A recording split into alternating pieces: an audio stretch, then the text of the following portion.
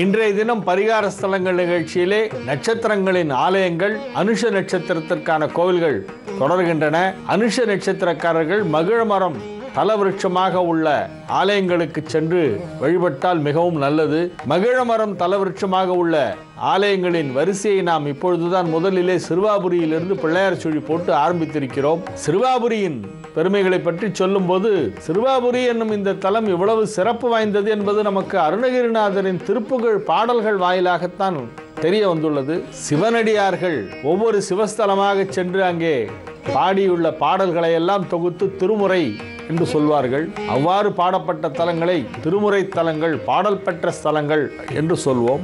ஆழ்வார்கள் சென்று பாசுரம் பாடிய தலங்களை எல்லாம் திவ்ய தேசங்கள், 108 வைஷ்ணவ திவ்ய தேசம் ஆழ்வார்கள் மங்களாசாசனம் செய்தவை என்று சிறப்பித்து சொல்லுவோம். அதே போல முருகனின் அடியவர்களுக்கு அருணகிரிநாதர் திருப்புகழ் பாடிய ஆலயம் என்றால் அது ஒரு தனி சிறப்பு. எப்படி வைஷ்ணவ ஸ்தலங்களிலே ஆழ்வார்களால் மங்களாசாசனம் செய்யப்பட்டவை என்பதற்கு ஒரு தனி சிறப்பு உண்டோ, எப்படி சிவஸ்தலங்களிலே அப்பர் சுந்தரர், திருஞான சம்பந்தர் வந்து பாடிய தலங்கள் என்றால் ஒரு தனி சிறப்பு உண்டோ, அதை போல முருகப்பெருமான் எழுந்தருளி இருக்கும் ஆலயங்களை ஒன்று விடாமல் அருணகிரிநாதர் சென்று பாடி அந்த தலத்தின் பெருமையை நமக்கு புரிய வைத்திருக்கிறார். சந்தக்கவி பாடுவதிலே தன்னிகரற்று விளங்கியவர் அருணகிரிநாதர். அவர் வாழ்ந்த காலம் 400 ஆண்டுகளுக்கு மேல். முகமதியர்கள் ஆட்சி காலத்திலே அவர் வாழ்ந்திருக்கிறார். அப்போதைய வழக்கு சொற்கள் சில இவருடைய திருப்புகழ் பாடல்களிலே இருப்பதை நாம் பார்க்கலாம். ஒரு பாடலிலே முருகரை பார்த்து எனது ராவுத்தரேங்கிறார். இந்த காலத்துல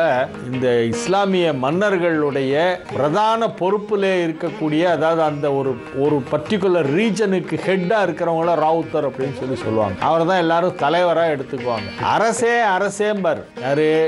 வள்ளலார் சுவாமி. அரசே, என்ன அரசே?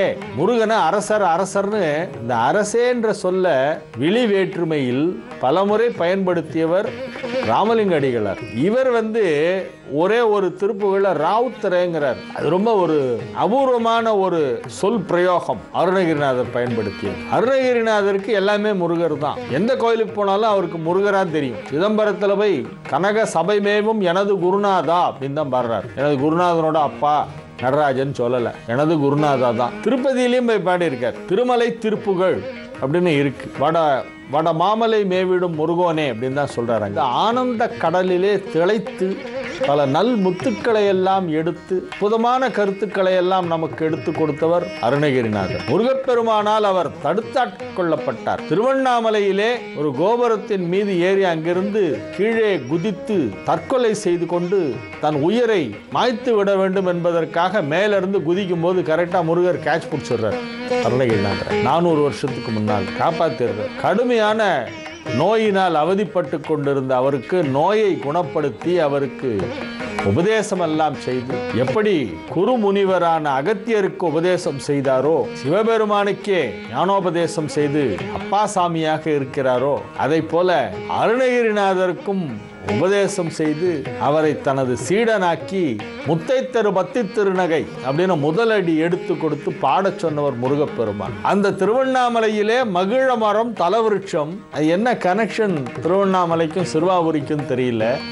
இங்கேயும் மகிழ மரம் தான் தலவிருட்சம். இங்கும் ஒரு அண்ணாமலையார் சன்னதி என்று ஒன்று இருக்கிறது. இந்த சிறுவாபுரி முருகன் வேண்டிய வரங்களை எல்லாம் வேண்டியபடி அனைவருக்கும் அருளுகின்ற ஒரு முருகன். பிரம்ம வித்தையை கற்பிக்கின்ற முருகன். ஒரு கையிலே ஜபமாலையும் மற்றொரு கையிலே கமண்டலமும் தாங்கி பிரம்ம சாஸ்தா கோலத்திலே காட்சி அளிக்கின்ற ஒரு தவக்கோலத்திலே இருக்கின்ற ஒரு முருகன். இங்கே உள்ள மயில் மரகத மயில். பொதுவா சொல்லுவாங்க பச்சை மயில் வாகனனே அப்படின்னு முருகப்பெருமானை பற்றி சொல்வது உண்டு. ஆனால் உண்மையிலேயே இங்கே பச்சை கல்லினாலான மரகதத்தினாலான அற்புதமான ஒரு மயில் ஒன்று இருக்கிறது. அந்த மயில் நம்மிடம் பேசுவது போல அழகாக இருக்கும். மரகத விநாயகரை இங்கே நாம் தரிசிக்க முடியும். வள்ளியம்மையை திருமணம் செய்து கொள்கின்ற அற்புதமான ஒரு திருமண கோலத்திலே இருக்கின்ற ஒரு ஐம்பொன் சிலை, அந்த விக்கிரகம், அந்த ஒரு காட்சி இங்கு மட்டும்தான் பார்க்க முடியும். வேறு எந்த முருகன் கோவிலிலும் இல்லாத ஒரு தனிச்சிறப்பு. திருமண தடை நீங்குவதற்கு மிக முக்கியமான தலங்களுள் சிறுவாபுரியும் ஒன்று. சிறுவாபுரி முருகனை வழிபட்டால் திருமண தடை விலகும், சொந்த வீடு அமையும். இந்த தலத்தை பற்றிய இன்னும் சில அரிய தகவல்களுடன் நாளைய நிகழ்ச்சியிலே உங்களை சந்திக்கும் வரை உங்களிடமிருந்து இப்பொழுது தற்காலிகமாக விடைபெற்றுக் கொள்வது உங்கள் வழிகாட்டி ஜோதிடர் ஹரிகேசநல்லூர் வெங்கட்ராமன். வணக்கம்.